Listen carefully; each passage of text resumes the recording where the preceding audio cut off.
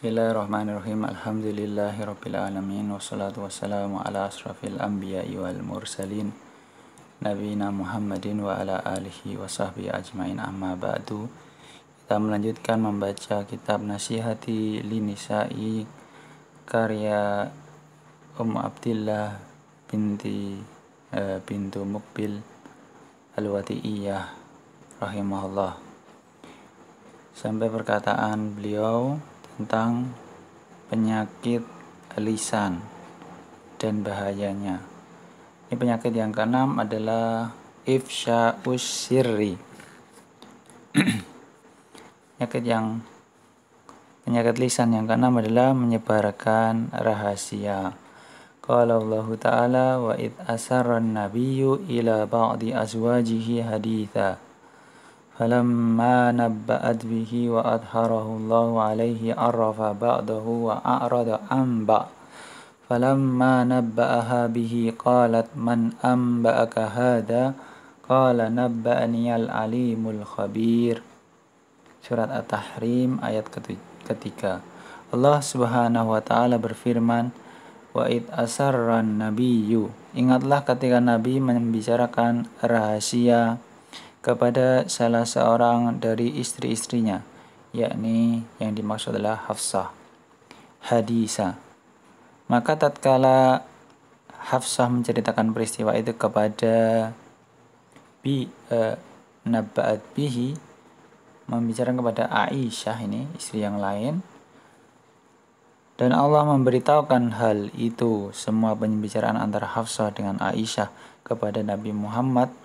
Kemudian Nabi Muhammad memberitahukan sebagian dan menyembunyikan sebagian yang lain. Maka ketika falamma naba'ah bihi, ketika Nabi Muhammad memberitahukannya, maka Hafsah bertanya, siapa yang telah memberitahukan hal ini kepadamu? Nabi menjawab, Naba'aniyal alimul khabir, telah memberitahukan kepadaku yang maha mengetahui lagi maha tahu sedetail-detailnya, ya. Naba'aniyal alimul khabir maksudnya adalah Allah. Wa qad ikhtalafa fi bayani sirri al-madhkuri fil ayati ala qaulaini. Dan para ulama berselisih dalam menjelaskan apa makna sir yang disebut di dalam ayat ini. Ala qaulaini, menjadi dua perbedaan, dua pendapat. Al-awalu annahu tahrimun nabiyyi sallallahu alaihi wasallam lil asali wa sayatil hadisu tahta unwani min makrin nisa'i.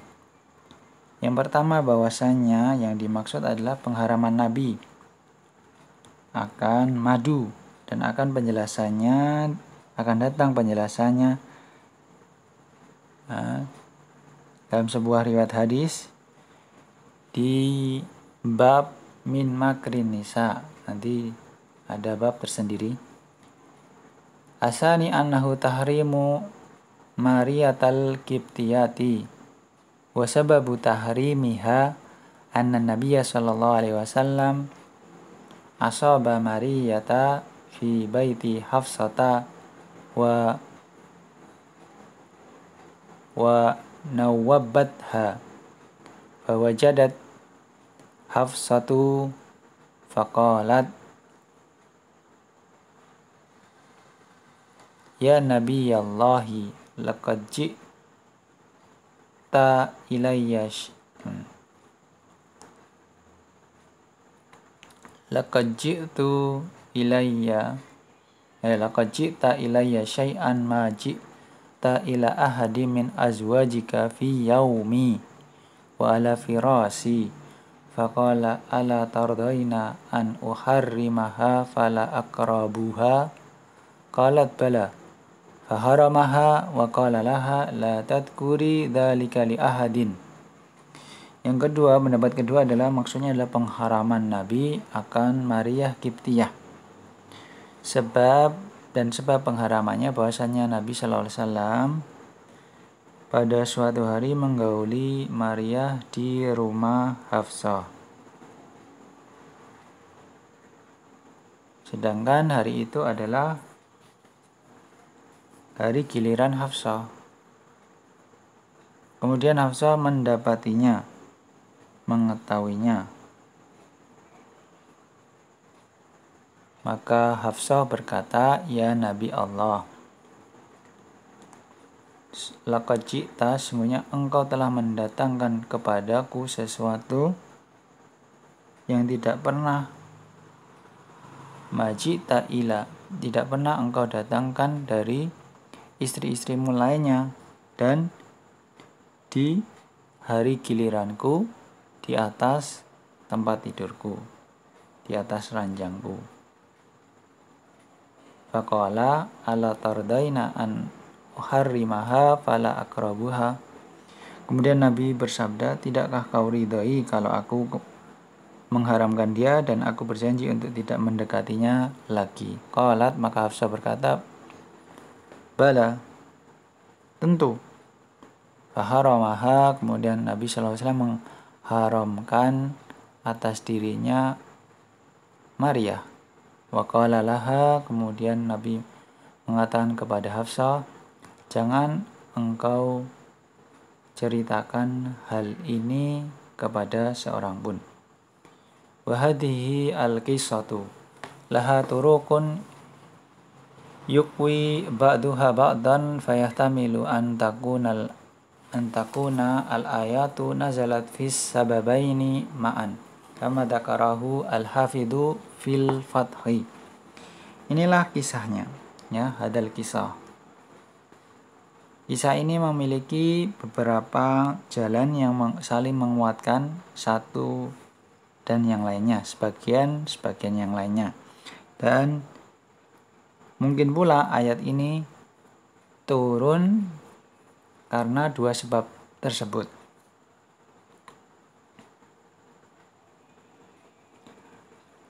Ya, sebagaimana disebutkan oleh Al-Hafidh Ibnu Hajar di dalam kitabnya Al-Fathul Bari.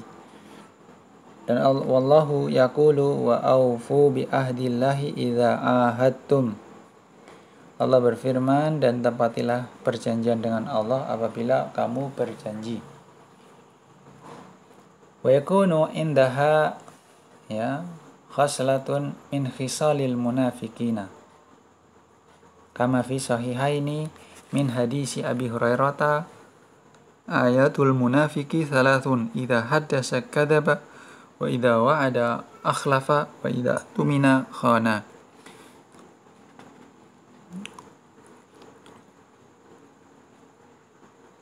Wa yakunu, dan karena ada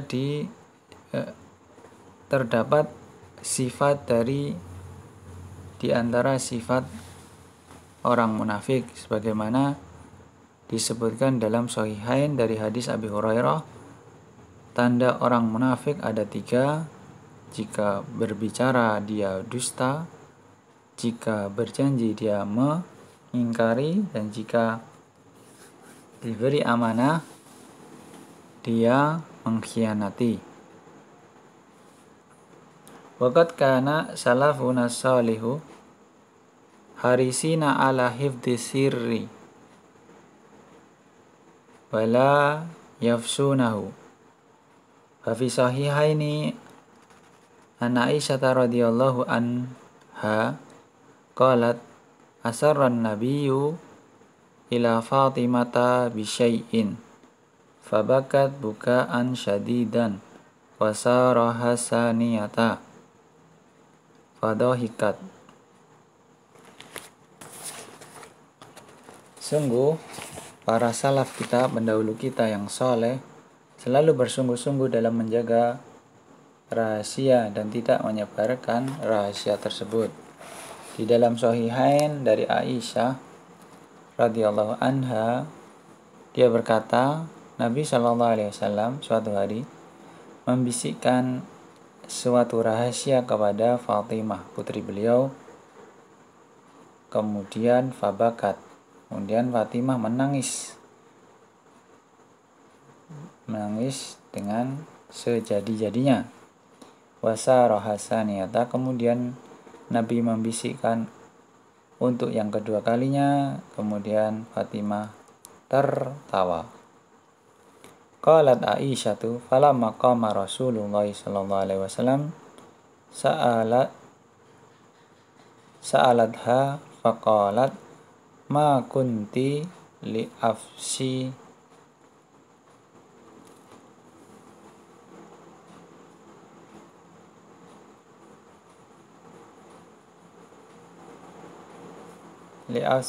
sirra Rasulillahi sallallahu alaihi wasallam. Falamma tufiya Rasulullah sallallahu alaihi wasallam qalat Aisyatu azamtu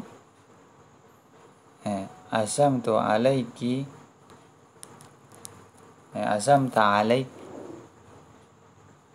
azamtu alaiki lamma haddasat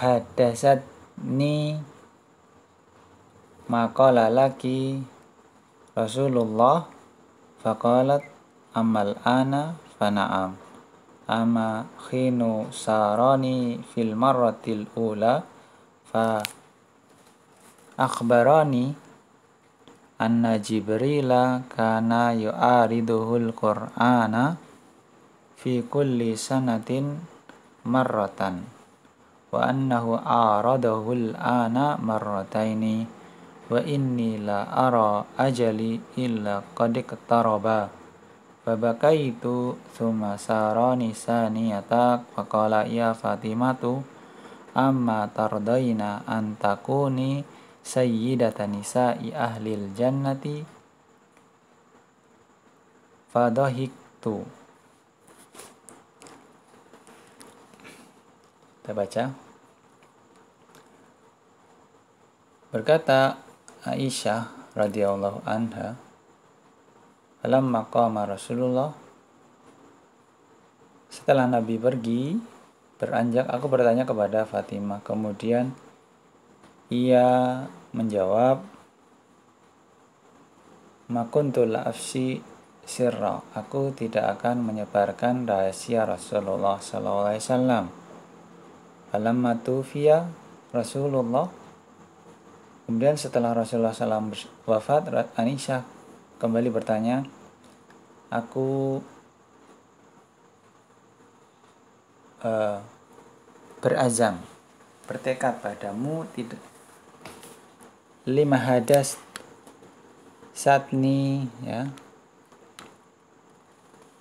agar bersedia menyampaikan padaku apa yang telah dikatakan Rasulullah padamu. Faqalat amal'an, baiklah. Naam. Amma khinu sarani fil maratil ula.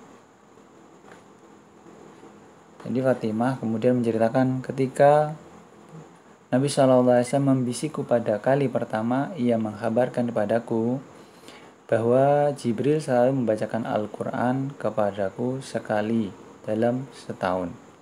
Tapi sekarang Jibril membacakannya 2 kali. Dan aku tidak melihat ajalku kecuali illa qad iqtaraba, kecuali telah dekat. Fabaka itu, kemudian aku pun menangis. Kemudian Nabi SAW membisikkan yang kedua kali.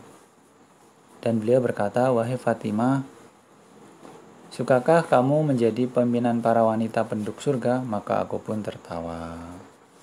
Wa fil Bukhari an Abdillah ibn Umar anna Umar hina ta'ayyamat Hafsatu qala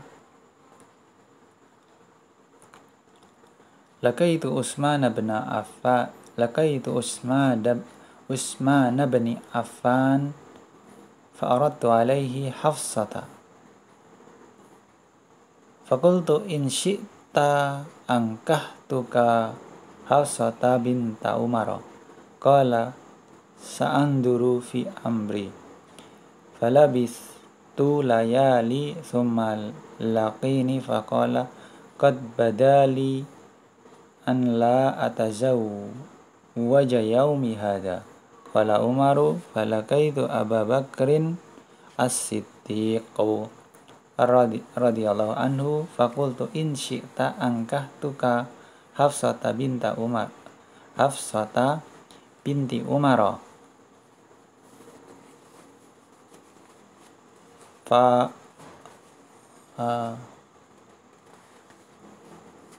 fasomat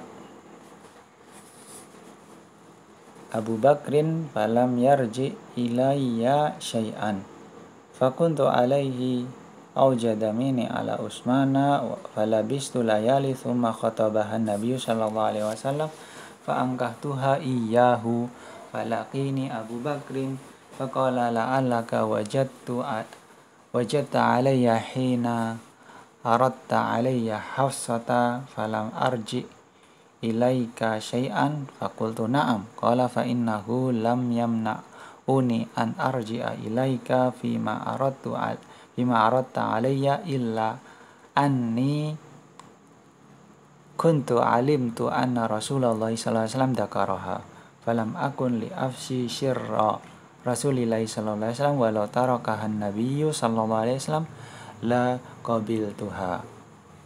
Ini kisah dalam Sahih Al-Bukhari dari Abdullah bin Umar. Bahasanya Umar, dia menceritakan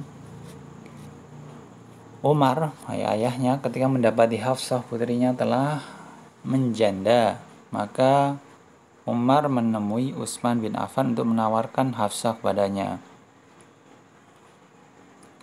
Faqultu in syi'ta, jika kau mau aku nikahkan engkau dengan putriku. Utsman pun menjawab, Sa'ang duru fi amri, aku pikir-pikir dulu. Maka Umar pun menunggu beberapa hari, kemudian Utsman menemuinya dan berkata, aku sudah putuskan untuk tidak menikah saat ini. Kalau Umar, kemudian Umar menemui Abu Bakar as-Siddiq dan berkata padanya, jika engkau mau aku nikahkan engkau dengan putriku Hafsah. Tapi Abu Bakar diam dan tidak menjawab sepatah kata pun, sehingga sikap Abu Bakar membuat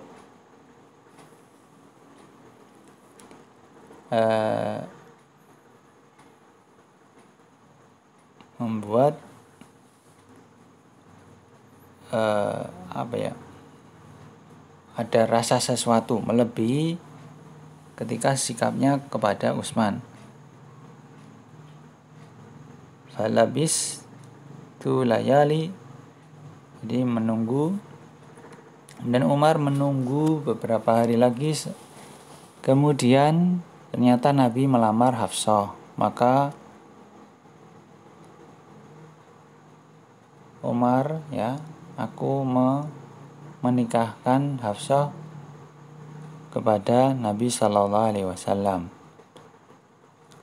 Falaqini Abu Bakrin, kemudian Abu Bakar menemuiku dan berkata, mungkin engkau la'allaka wajadta alayya, kamu punya perasaan, maksudnya perasaan marah padaku ketika engkau menawarkan padaku Hafsah, namun aku tidak menggubrisnya, tidak memberi jawaban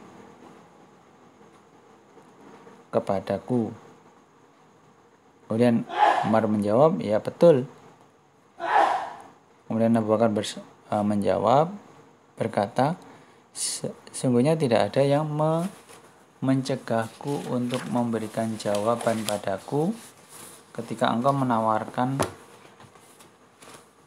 Hafsah padaku, kecuali bahasanya aku mengetahui bahwa Rasulullah Shallallahu Alaihi Wasallam pernah menyebut Hafsah, maka aku tidak mau untuk menyebarkan rahasia Rasulullah Shallallahu Alaihi Wasallam. Seandainya Rasulullah tidak jadi meminangnya, tidak jadi melamar Hafsah, niscaya aku akan menerima tawaranmu.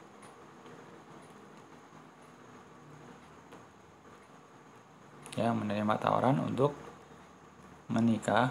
melamar Hafsah.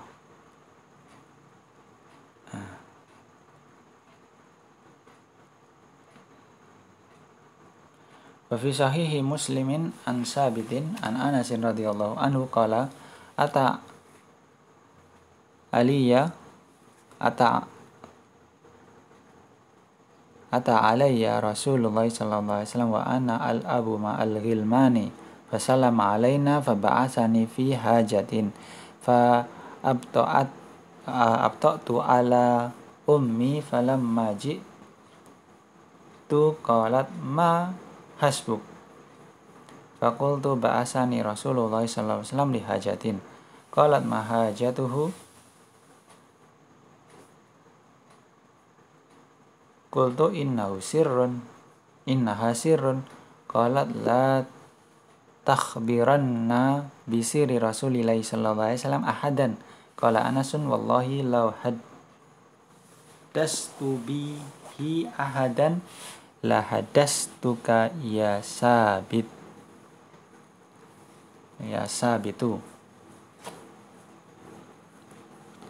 Dalam Sahih Muslim dari sahabat Anas bin Malik radhiyallahu anhu, dia berkata Rasulullah sallallahu alaihi wasallam datang kepadaku ketika aku sedang bermain bersama beberapa anak laki-laki. Kemudian beliau memberi salam kepada kami, lalu beliau menyuruhku untuk suatu keperluan hingga aku terlambat pulang ke rumah. Dan ketika aku menemui ibuku, ia berkata, apa yang menyebabkan kamu sehingga pulang terlambat? Maka aku menjawab, Rasulullah menyuruhku untuk suatu keperluan. Apa keperluannya? Ibuku menjawab, ini rahasia. Aku menjawabnya. Ibuku berkata, jangan sekali-kali kau ceritakan rahasia Rasulullah SAW kepada seorang pun. Anas berkata, demi Allah, seandainya aku menceritakan kepada seorang, pasti aku akan menceritakan tentang rahasia itu kepadamu, wahai Sabit. Qala al-hafidhu, qala ba'dul ulama'i ka'anna hada sirra kana yakhtasu bi nisa'in nabi sallallahu alaihi wasallam wa illa falau kana minal ilmi wa wasa'a Anasan kitmanuhu. Kemudian Al-Hafidh berkata, sebagian ulama mengatakan sepertinya rahasia itu khusus berkaitan dengan istri-istri Nabi sallallahu alaihi wasallam. Kalau tidak, wa illa falau kana minal ilmi, andaikan itu tentang ilmu, tidak pantas bagi Anas untuk menyembunyikannya. Wa hadzal adillatu tadullu ala madda hirsihim ala katmi sirri. Dalil-dalil ini menunjukkan kepada bagaimana betapa semangatnya, betapa kesungguhan para sahabat dalam menutupi rahasia. Qala al-hafidhu fil fathi, qala Ibnu Battal alladhi alaihi ahlul ilmi anna sirra la yubahu bihi idza kana ala sahibihi minhu madarratun. Al-Hafidh Ibnu Hajar berkata dalam Fathul Bari, disebutkan bahwasanya Ibnu Battal berkata,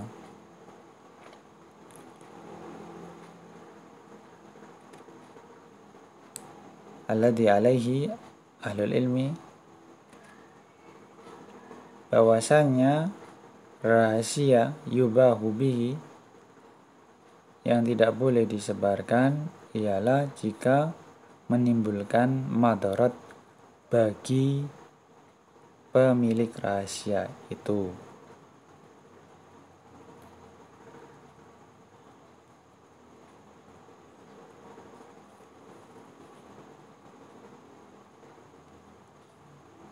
Wa aksaruhum yaqulu innahu idza mata la yalzimu min kitmanihi ma kana yalzimu fi hayatihi illa an yakuna alaihi fi ghadadatin.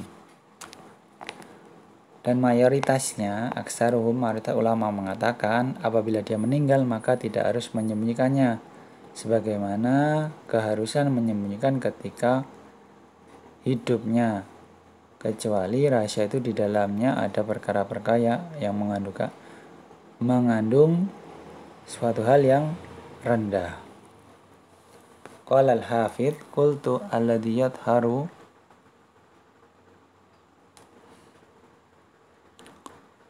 inqisamu dhalika ba'dal mauti ila ma yubahu wa qad yustahabbu dzikruhu walau karahahu sahibu sirri ka'an yakuna fihi taskiyatun lahu min karamatin au mankibatin au nahwi dhalika wa ila ma yakrahu mutlaqan wa qad yahrumu wa huwa alladhi asyara ilaihi Ibnu Batalin wa qad yajibu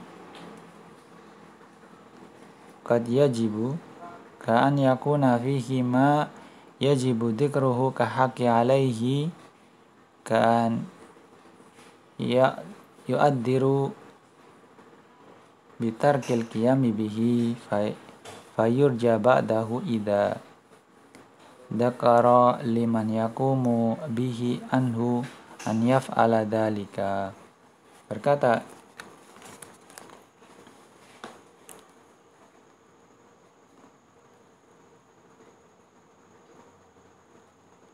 Al-Hafidh, yang lebih jelas tampak bagiku adalah membaginya ba'dal maut ila ma yubahu.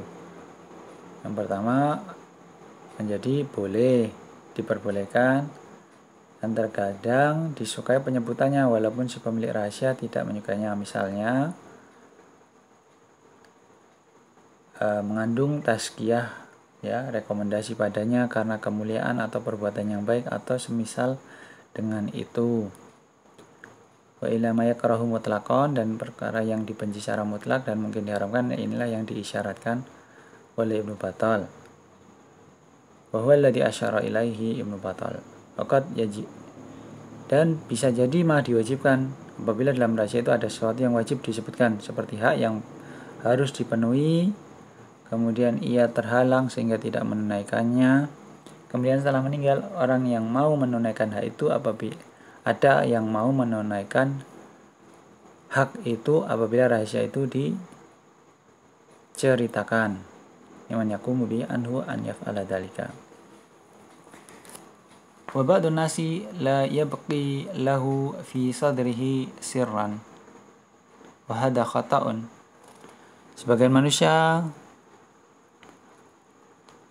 tidak tersisa baginya di dalam dadanya itu sir, dalam dirinya itu tidak punya rahasia. Ini juga salah. Syairu yaqulu idza mal mar'u akhta'ahu thalathun fabi'hu walau bikaffin min ramadi salamatu sadrihi wal khirsu minhu wa kitmanus sirri wa kitmanus sarairi fil fuadi. Idza mal mar'u akhta'ahu thalathun, seorang itu salah dalam 3 hal, maka fabi'hu walau bikafin min ramadi, maka jualah walaupun dengan segenggam debu.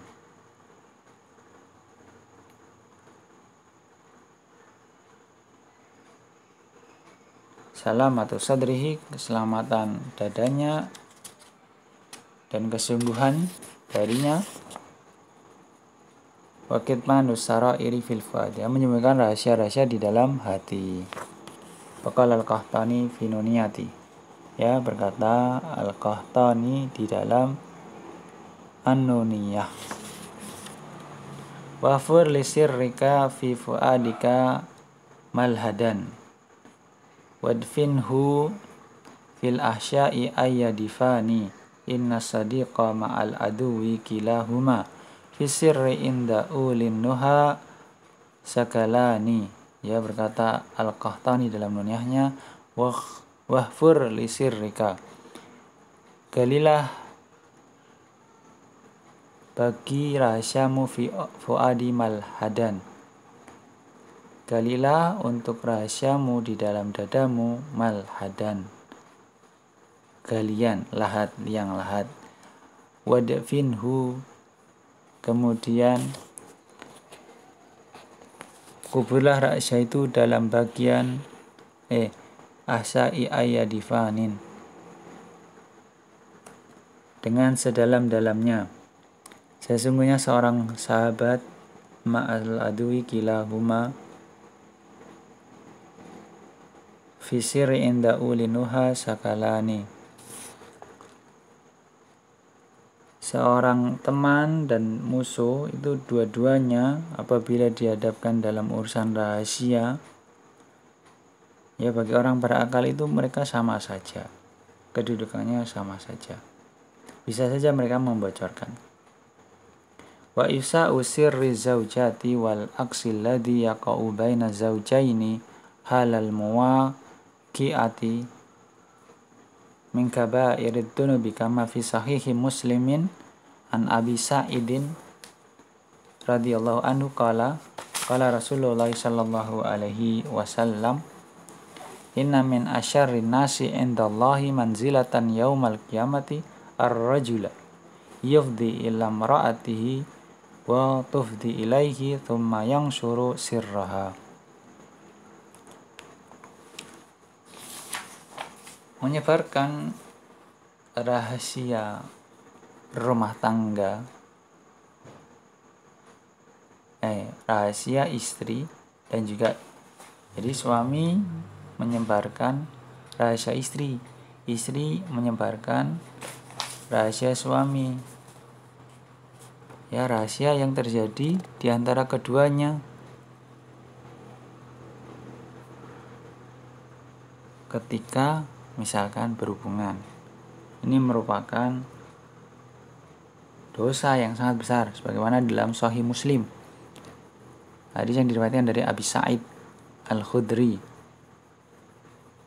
Dia berkata bahwasanya Rasulullah SAW bersabda, sesungguhnya manusia yang paling buruk di hadapan Allah, ya kedudukannya di hari kiamat adalah seorang laki-laki yufti,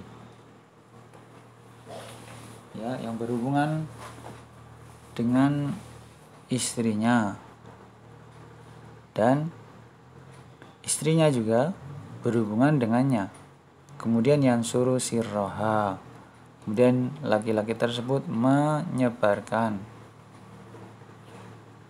rahasia tersebut.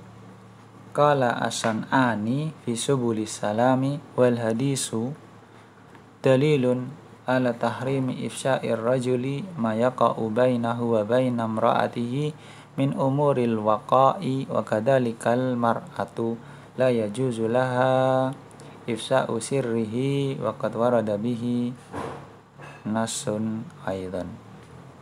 Ini diterangkan oleh Imam As-San'ani dalam kitabnya Subulus Salam, ya, penjelasan Bulughul Maram.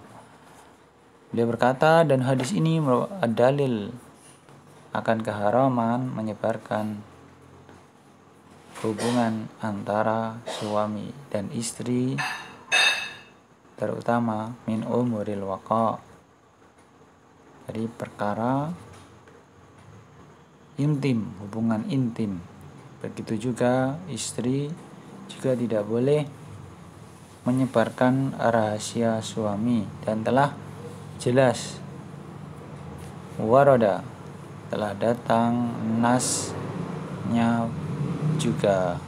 Allahu a'lam, barakallahu fikum.